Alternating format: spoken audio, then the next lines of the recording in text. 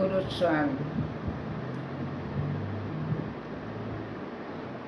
ଜଗନ୍ନାଥ ଚୈତନ୍ୟ। ମୁଁ ଗୀତାରାଣୀ ଦାସ, ଜଣେ ସମାଜସେବୀ ଓ ଲେଖିକା ମଧ୍ୟ। ମୋର ସ୍ୱରଚିତ କବିତାଟିଏ ମୁଁ ଆପଣମାନଙ୍କୁ ଭେଟି ଦେଉଛି। ମୋ ମନରେ ଯେଉଁ ଭାବ ଆସିଥିଲା ମୁଁ ତାଙ୍କୁ ପରଖି ଦେବା ପାଇଁ ଆପଣମାନଙ୍କୁ ଚାହୁଁଛି। ଯଦି ଆପଣଙ୍କ ମନକୁ ଆସେ ତେବେ ଲାଇକ୍ କରିବେ, ସବସ୍କ୍ରାଇବ୍ କରିବେ ଆଉ ସେୟାର କରିକିରି 5 ଜଣଙ୍କ ମନରେ ଖୁସି ଓ ଆନନ୍ଦ ଦେବେ। ଏହା ହିଁ ମୋର ପ୍ରାର୍ଥନା। ମହାଭାରତ ଯୁଦ୍ଧ ପରେ ଦିନେ ଗୋପିକାକାନ୍ତ ଗୋପକୁ ବିଜେଇଛନ୍ତି ଆଉ ରାଧିକାର ଦ୍ୱାର ପରେ ଯାଇକି ଠିଆ ହେଇଛନ୍ତି। ସେଠି ତାଙ୍କୁ ପ୍ରଥମେ ଗୋପୀ ଦେଖିକି ରାଧାଙ୍କୁ କହୁଛି, ତାପରେ ରାଧାକୃଷ୍ଣଙ୍କର ମାନ ଅଭିମାନ ପ୍ରେମର ସଂଜ୍ଞାଟିକୁ ନିରୂପଣ କରୁଛି। ଜଗନ୍ନାଥ ଅନିଶା କରୁତୁ ପ୍ରତିକ୍ଷଣେ ଯାକୁ ଗବାକ୍ଷ ଉହାଡ଼େ ଥାଇ, ତୋର ଦ୍ୱାରେ ପରା ଗୋପୀ ମନ ଚୋର ରହିଛନ୍ତି ଉଭା ହୋଇ।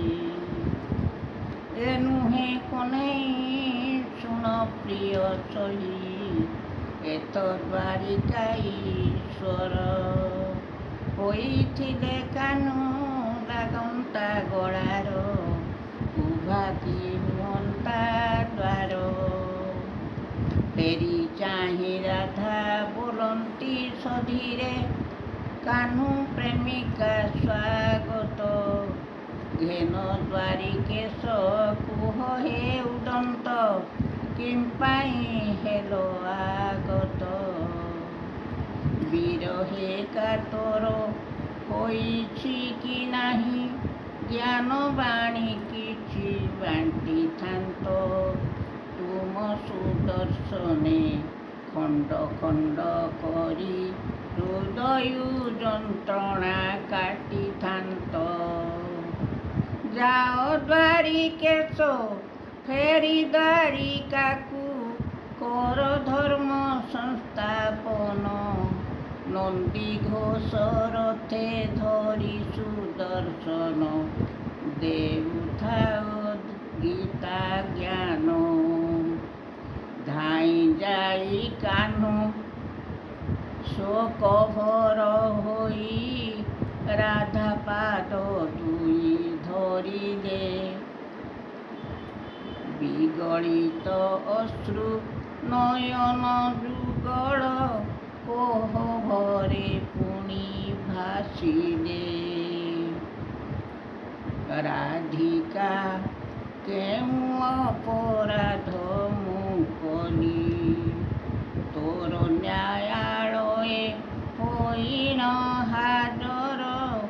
ଗୁହାର ପତର ଦେଲି, ଜନମ ହୋଇଲି ବନ୍ଦିଶାଳଟାରେ। ପିତା ମାତା ଛାଡ଼ି ବଢ଼ିଲି ଗୋପରେ, ବିଦ୍ୟା ଶିକ୍ଷା ଛାଡ଼ି ଗୋବତ୍ସା ଚରାଇ। ପର ଘରେ ପେଟ ପୋଷିଲି, ରାଧିକା କେଉଁ ଅପରାଧ ମୁଁ କଲି। ସ୍ତନେ ଭରି ବିଷ ଆସିଲା ଅସୁରି, 2 ଦିନ ଶିଶୁ ମୁଖେ ଦେଲା ଭରି।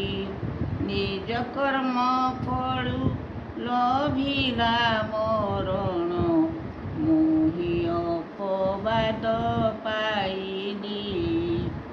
ରାଧିକା କେଉଁ ଅପରାଧ ମୁଁ କଲି।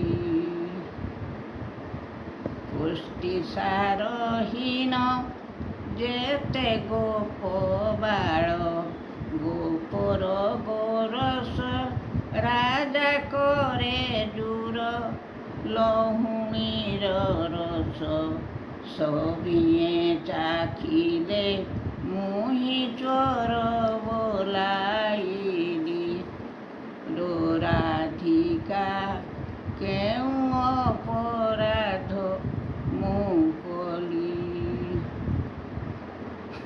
ଗୋପୀ ଗୋପ ଛାଡ଼ି ମୁରଲି ଛାଡ଼ିଲି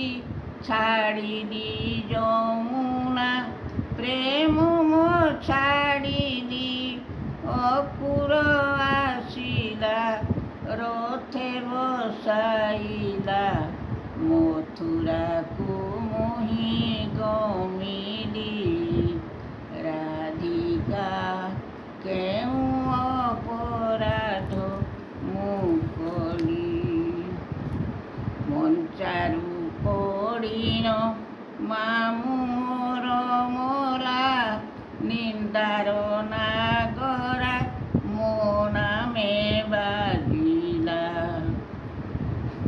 ଘଉଡ଼ିଲା ମୋତେ ମାମୁଁର ଶ୍ୱଶୁର ସମୁଦ୍ର ଭିତରେ ରହିଲି ରାଧିକା କେଉଁ ଅପରାଧ ମୁଁ କଲି ଖଳ ଦୁର୍ଯୋଧନ ମାନଙ୍କୁ ଦଳିନ କରିଲି ଯେବେ ମୁଁ ସାଧୁ ପରିତ୍ରାଣ ପାଣ୍ଡବେ ଭୋଗିଲେ ନିଷ୍କଣ୍ଟକ ମୁହିଁ ଅଭିଶାପ ପାଇଲି ରାଧିକା କେଉଁ ଅପରାଧ ମୁଁ କଲି ଯେଉଁ ଦଣ୍ଡ ମୋତେ ବିହିବୁ ସ୍ୱାମିନୀ ତାହା ମୁଁ ସ୍ୱୀକାର କରିବି କେତେ କାଳ ଆଉ ସୁଦର୍ଶନ ଧରି ଗୀତା ଜ୍ଞାନ କହୁଥିବି ଗୁରୁସ୍ୱାମୀ वन्दे बोधमयं नित्यं गुरुं शङ्कररूपिणं यमाश्रितैव क्रोपी चन्द्र सर्वत्र वन्द्यते जगन्नाथाय ते नमः कृष्णाय वासुदेवाय पराय परमात्मने नमस्ते क्लेशनाशाय गोविन्दाय नमः।